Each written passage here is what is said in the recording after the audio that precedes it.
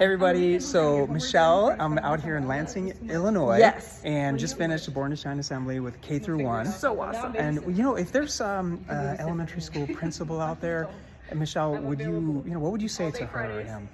Oh, well, first off, my principal recommended, she said, Miss Orlando, you need to get down to go and witness this awesome performance, right? Or this message, she goes, because it's just like what you teach the kids. And so I am honored and to be able to witness how you just lit up our children's lives today. And so thank you. We loved it. We loved it. What is it that you teach your children? Because you mentioned that it was similar to that. If you don't mind sharing, what is that? So I'm the Learning Resource Center director, and it's in the library, but is very similar to what I was teaching, mindfulness and teaching loving yourself. And I got to teach computers and reading, of course, but we're always instilling our kids and bringing out the best of them. So this was spot on, and I was like, a lot of the questions you were asking, I'm like, they better know the answers because we were talking about this. So, and they did. Weren't their answers were perfect, yeah, spot on? They were awesome. Yeah. Great job teaching. So teamwork. Yeah, teamwork. Yes. Thank you, Michelle. Thank you.